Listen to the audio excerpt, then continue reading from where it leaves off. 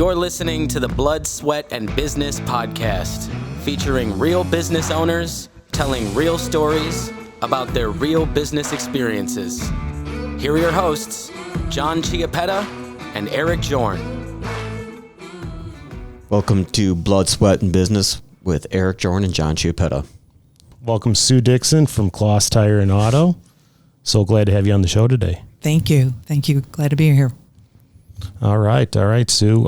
We've been working together for a long time now, and I know you've been on plenty of other shows. You always have very interesting stories and interesting things going on. Can you give us a little history about how did you get in the automotive repair business? Tell us about your shop and where are things going here in the future? Okay. Kloss Tire and Auto was founded back in 1980 by my father, who was a trainer for Uniroyal. I kind of grew up in the business. I just came into the back office, wanted to give him a hand and help with the back office paperwork. So that's how I started back in 1984. I had no intentions at all to be a business owner or be a automotive service provider in any sense of the word. The business was actually structured so my brother would take it over and run it. Through time and circumstance and just different things, the cards laid out where my father is now passed, my brother is no longer here with us either, that I was given this opportunity to run an automotive shop. So instead of looking at it as a negative, I tried to pull a positive out of it and try to take it and make it my own. So today I'm a federally recognized female-owned business. I did all the necessary paperwork to do that, so I would stand out as a woman in a male-dominated industry.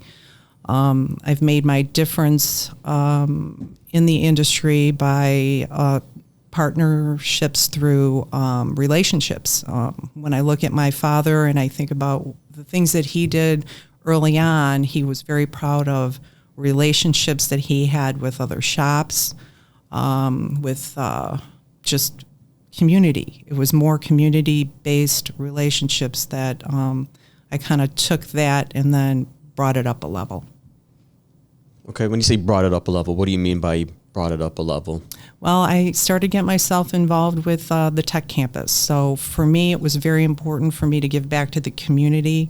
So I went to an advisory board meeting over at the College of Lake County.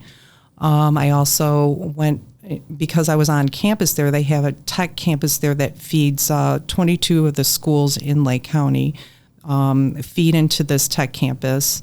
So the opportunity to make a difference in the community was very large at that point. So the tech campus at Grays Lake looks at the whole Lake County area and pulls anywhere from Libertyville to Zion to Winthrop Harbor, North Chicago. All these children come there for automotive repair, collision, that kind of stuff. So you're talking about high school juniors and seniors. Okay. Yeah, that's really cool. Are a lot of shops taking advantage of these programs? Well, the program's been going on for about 5 years. I wrote an internship program for the tech campus 5 years ago. Through the relationship of my doing a lot of volunteering over at the tech campus, being on the advisory board, we felt that there was a need for work-based learning.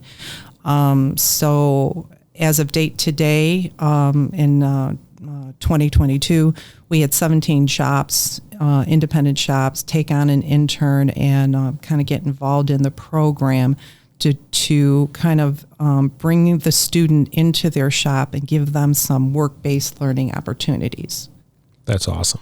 Yeah, for sure. I think that hands-on makes all the difference. Yes.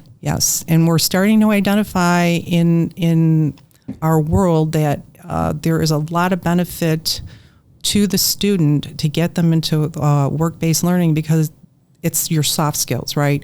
So as you're reading, it's coming to work on time, it's being prepared for work. It's not just the actual, working on the vehicle, but it's the soft skills around it that everybody needs to have. Absolutely. Yeah, I agree with that. Yeah, that's huge. I always think about, you have to learn how to become a professional, and it could be a professional anything. You can be a professional mechanic or automotive technician. You can be a CPA, a lawyer, a doctor, dentist, whatever it may be. You still need to be a professional. It's all the same core values, right? Honest, integrity, hard work, dedication. It's all the same for everybody. So it's a really good opportunity for people to learn that. Going back, before you took over you inherited the shop from your dad, what were you doing something before that?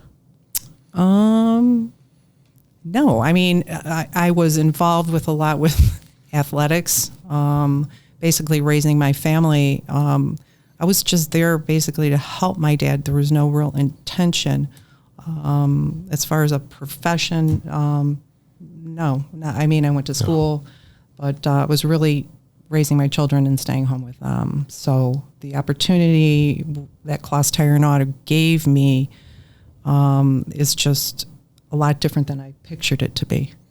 So you had to jump 2 feet in right into business owner pretty fast. Right. Well, I started in the back office. Then I did go to automotive school to learn the business so I could talk to somebody and tell them what a control arm was, what a ball joint was, why we have to have an alignment done.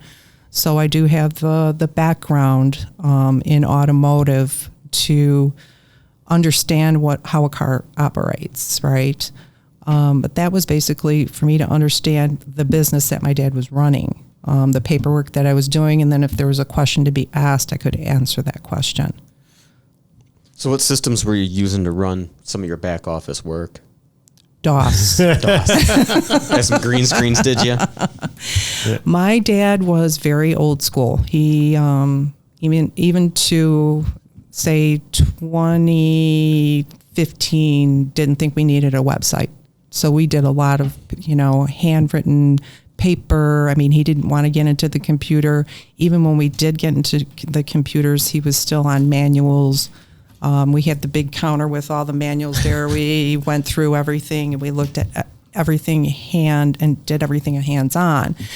I introduced a lot of different, computerized programs and things to make things easier, but that was just not his forte, and he really resisted moving forward. Yeah, I think that theme kind of is very common among people who grew up in a family business or something of that nature. The parents have a certain way of doing things, and that's the only way they want to do it. Right.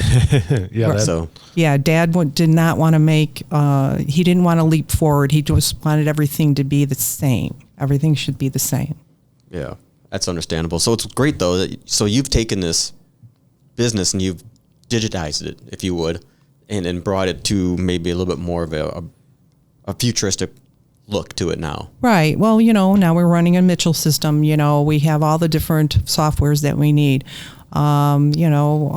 Scanners, and we've got the updated alignment machines and whatnot. I think when I think about my dad and the things that he valued so much was to simplify your day and not add extra things. And I think that's the old way of, keep everything, the Depression era, everybody kept everything. I mean, when my dad passed, we had a lot of things to get rid of. Right. We had a lot of things to get rid of. So, but moving forward, I mean, I kind of look at a lot of the different things that I do in the community. I look at the relationships that I've had with the tech campus, which has opened a lot of different doors for me. So I look at that, and we started working with these interns and wrote the internship program, and that kind of laid into another step, which we got workforce development involved into our whole independent shop. So when we look at workforce development, you don't understand that there's a lot of opportunity with workforce development. They give out grants.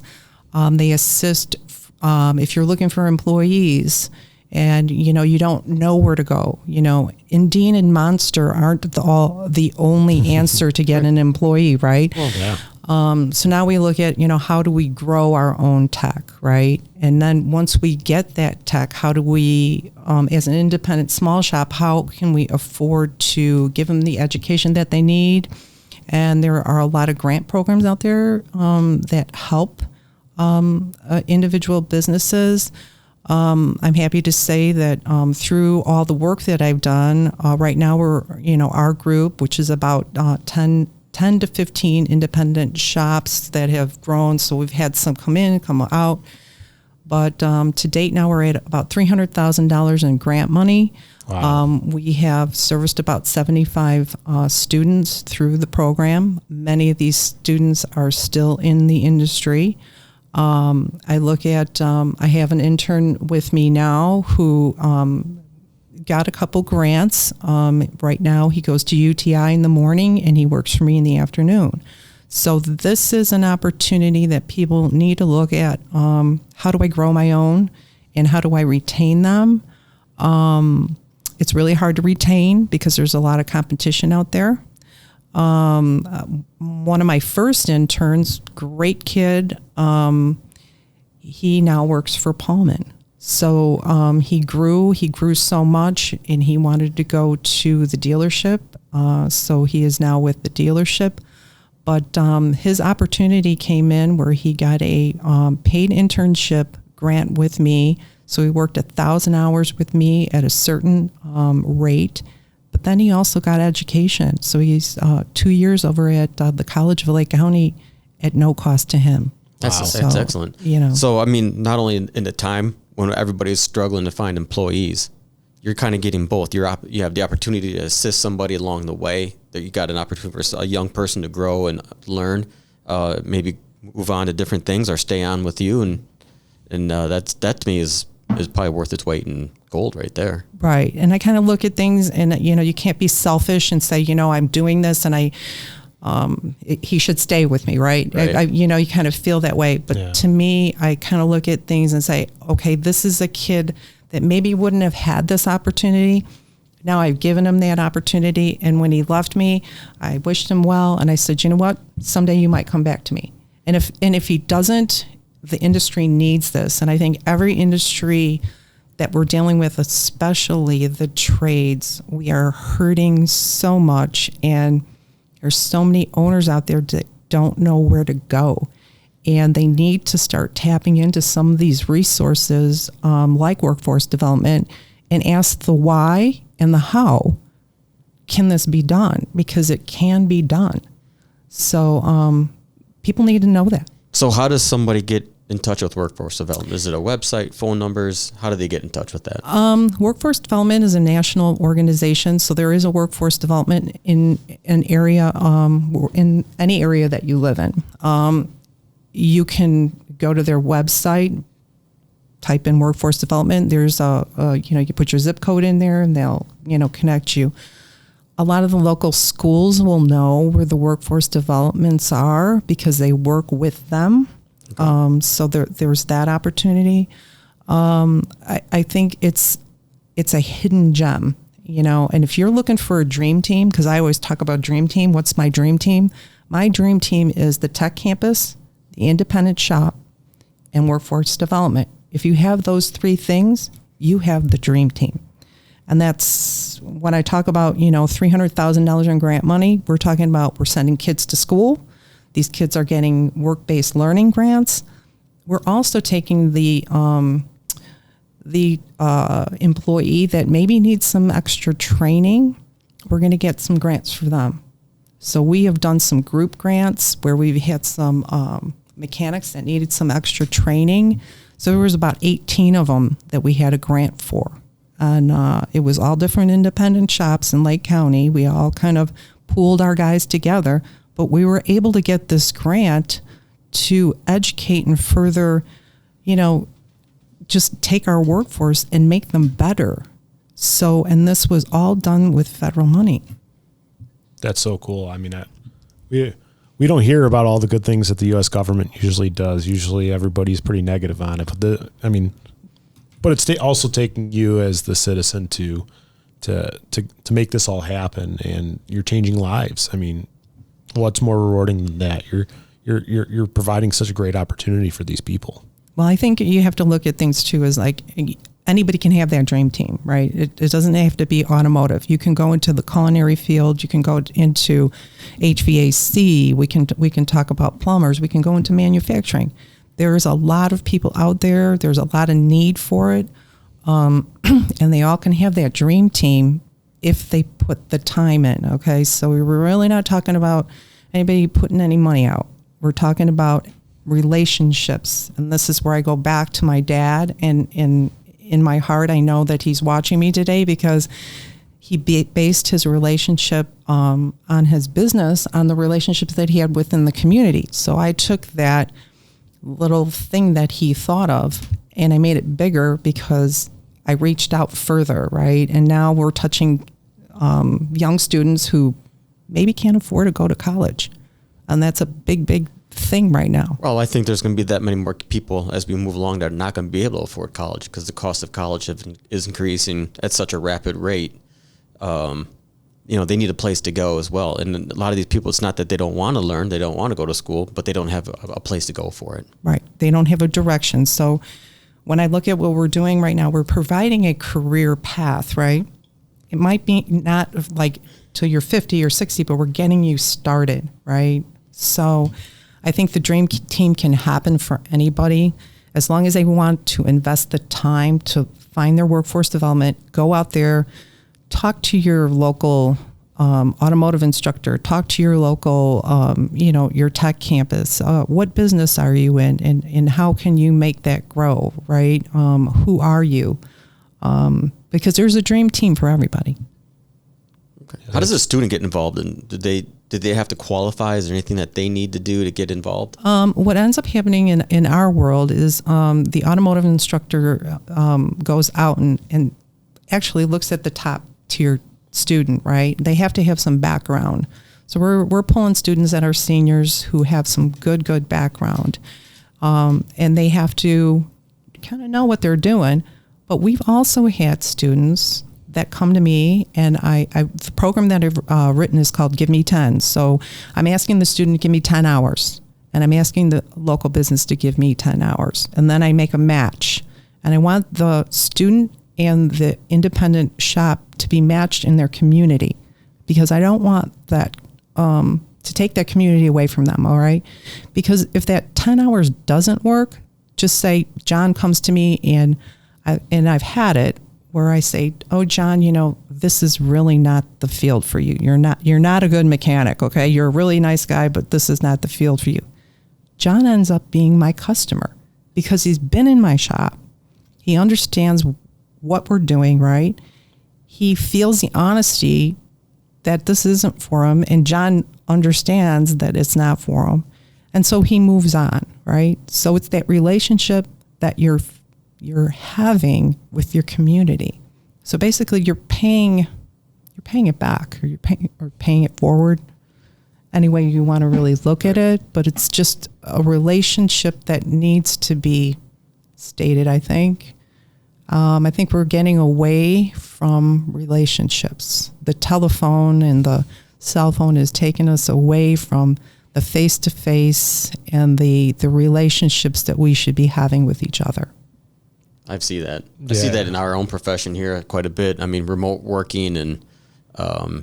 Even sometimes, the first interview isn't even somebody that comes in anymore. It's a phone interview. Yeah. So I think that you're very correct in that, but all across professions and anywhere you can see, I think that the face-to-face is dissipating at a pretty rapid rate.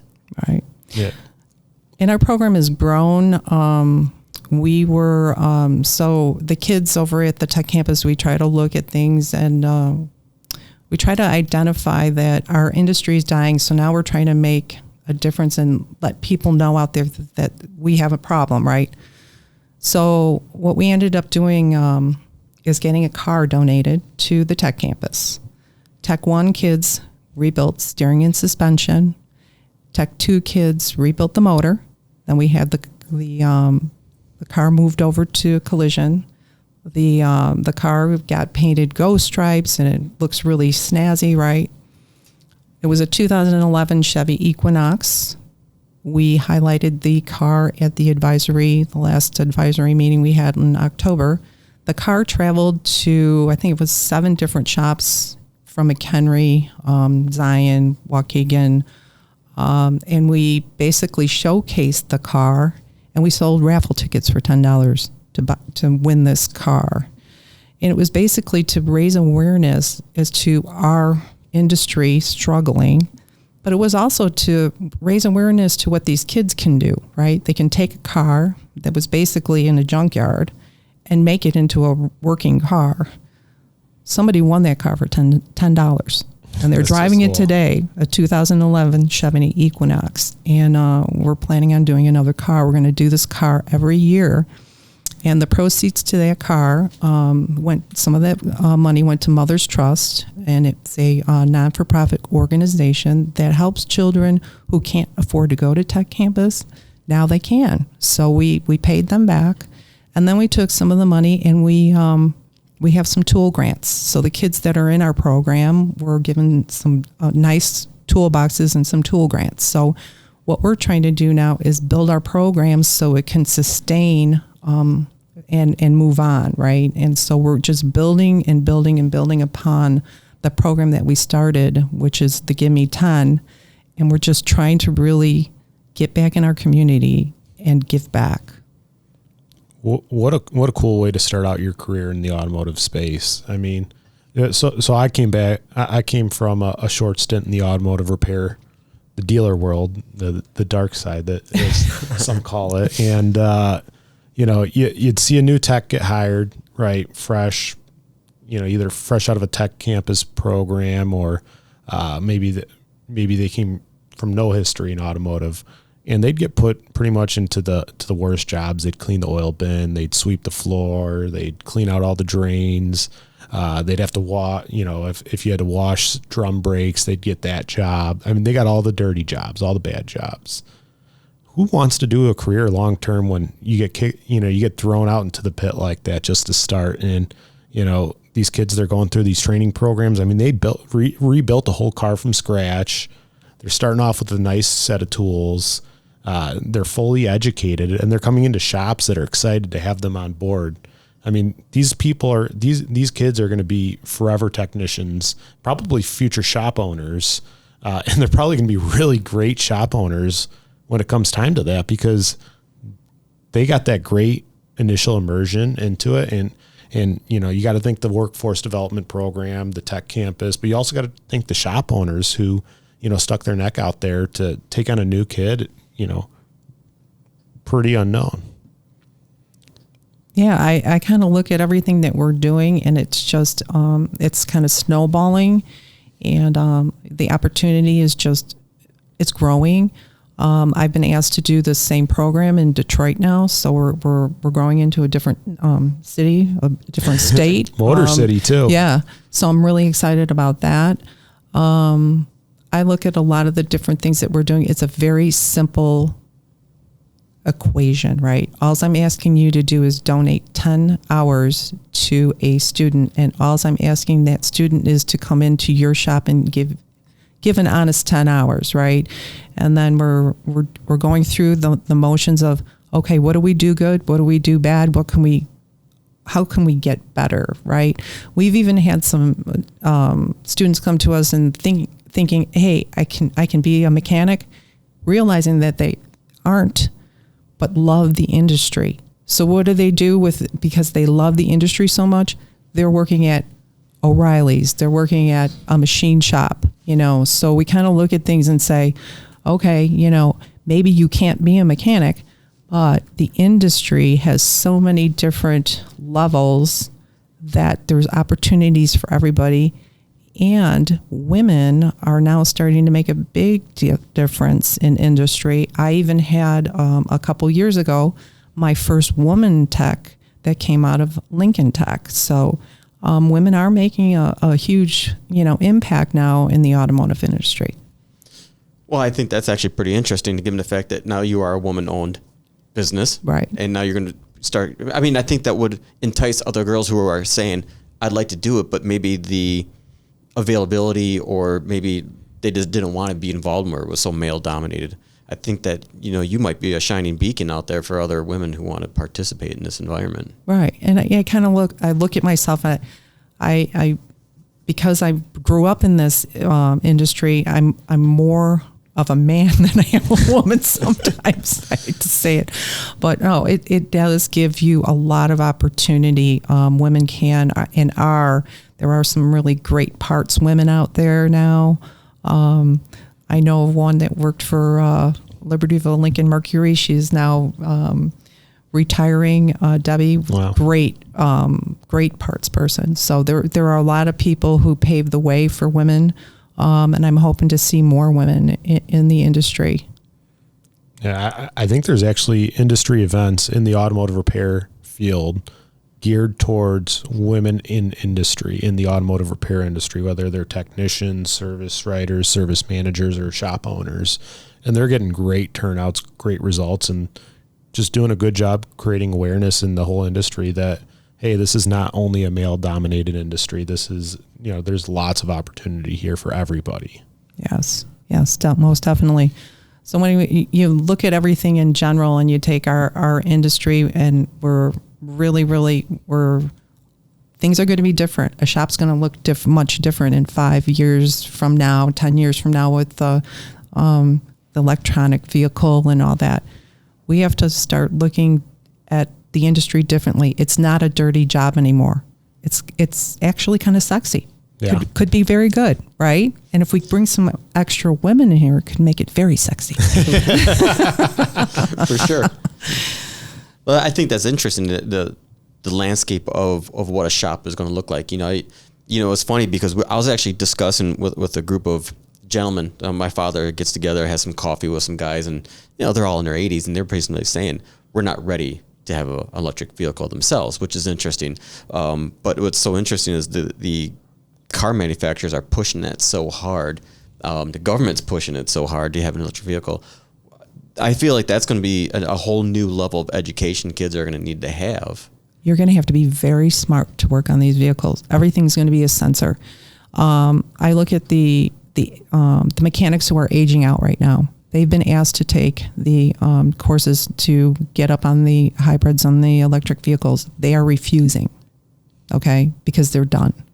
So we need to get these young kids involved, because this is going to be a very high-paying job, and it's going to take more than grease on your hands. It's going to take a brain, and it's going to take a lot of equipment. We're talking about a lot of sophisticated equipment, and you're going to need to know how to operate that. So it's not, you're going to have to be smart to work on a car.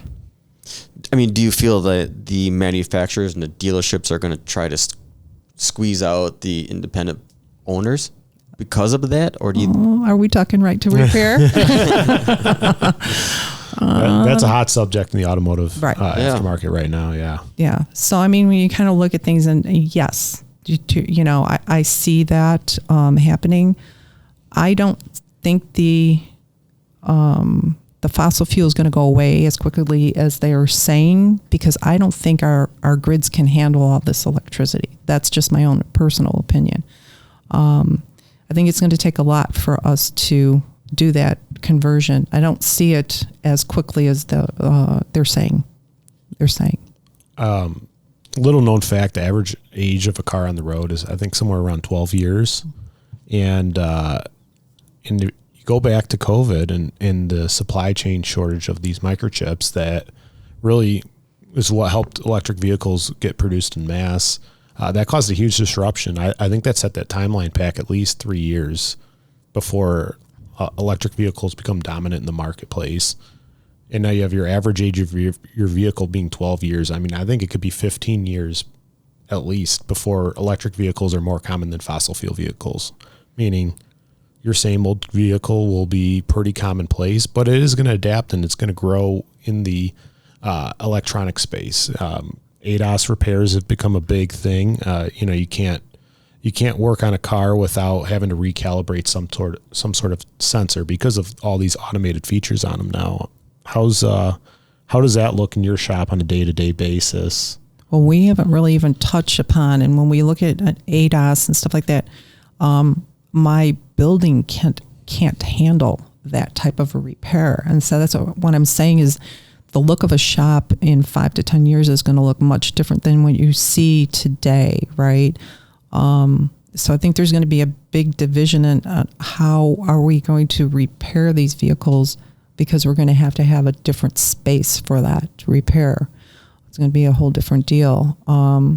So that's why I'm saying, we've got to get these young kids involved. We've got to kind of identify that the need is so great, and the student doesn't see that, right? And I think that's the same with plumbers, electricians, HVAC. There's just so many trades out there that are suffering that we need to start talking about it, and we need to figure out how can we fix this. And when we look at our tech campuses, we look at our local community colleges, this is your community that you live in. Let's make a difference in it. Let's do something. Let's give 10 to somebody. Let's reach out to our local schools and take a student in, figure out, a different career path except for student debt. Let's take the student debt out of the equation and give the student work-based learning with some grant-based opportunities. I think it's just the wiser way of operating right now, instead of coming into debt, because I think there's a ton of students that are out there right now who have a lot of debt, and they're making $30,000 a year and can't pay back that debt. Yeah. So when we look at the opportunities that we provide with the Gimme 10 and the programs that the workforce programs that we have, it's taking somebody and creating a job and an opportunity with zero debt. Well, I think zero debt's obviously huge, right? Right. That's just about as simple as you can say it. Right. And I see that in a lot of professions. I see a lot of kids coming out of school now with very high levels of debt. And the problem I see now is you get somebody who comes out of debt, and the next year somebody comes out with that same debt, but yet they're going to be able to get that debt forgiven. Yeah. And it's not a good plan. Right. It's not a good plan. But I do believe, and I think that even in whatever profession you want to talk, hands-on learning is still going to be, is going to be, if I was to choose somebody for our own business, somebody who has some in-office experience is always going to be, I think, the top of the list. And I would assume that for, somebody who was working in the trades, hands-on experience is definitely going to be a higher up type of, or something that's going to reach the top of the resume, and they're going to be able to push that along and hopefully find that dream job of theirs that they want to find. Right. Yeah. Well, one thing that's interesting, you talk about zero debt education. A lot of, at least some people are theorizing that a lot of the inflation has been caused because they paused student loans for so long, and all these people in the prime of their spending age are now have all this excess cash flow where they were servicing debt for so long at a such high rate. Now all of a sudden they have all this excess spending. Well, imagine in an economy in which you didn't have to get saddled with this debt, and now you're a consumer, and that helps every industry, every business. And what we're talking about today, a huge step forward in that.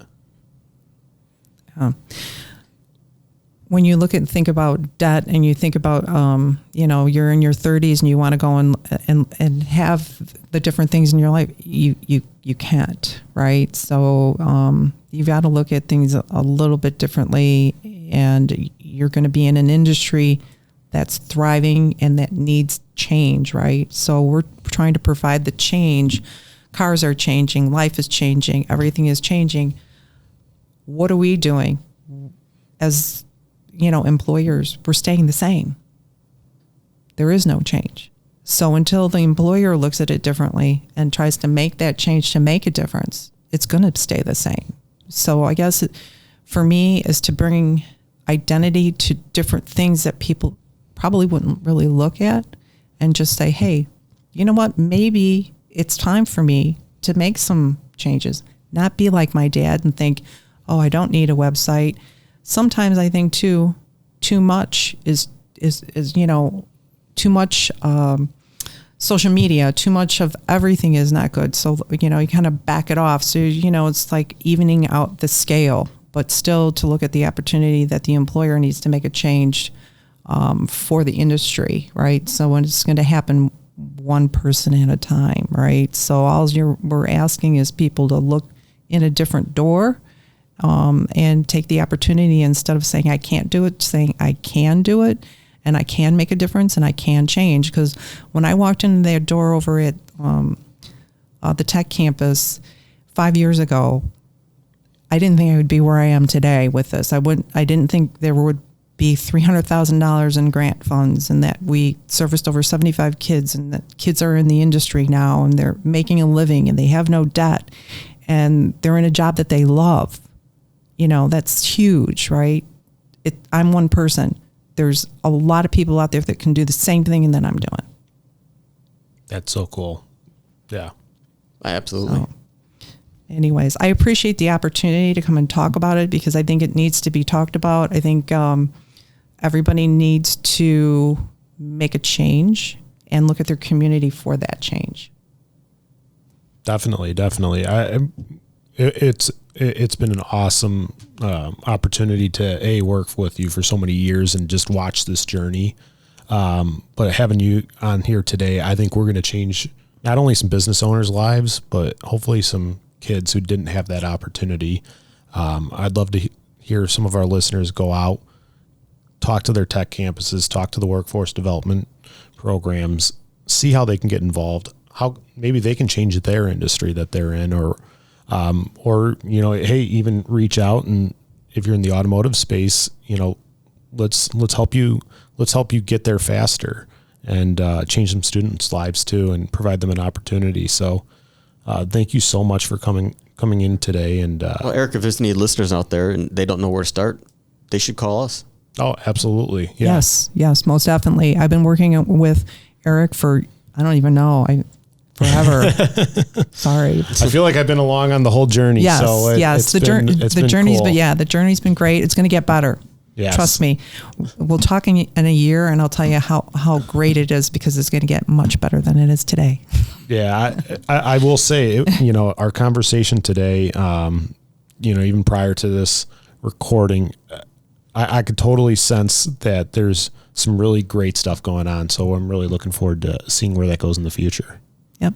Thank you for coming in. Thank you. Yeah, thank you so much. Take care. Thanks. You have been listening to the Blood, Sweat, and Business podcast. You can hear more real stories from real business owners about what it takes to make it in business by subscribing to the podcast on Apple Podcasts or Spotify. If you like what you hear, leave a review and a 5-star rating. This podcast has been brought to you by Kaizen CPAs and Advisors, providing advisory and accounting services to help you grow your business. Learn more at kaizencpas.com.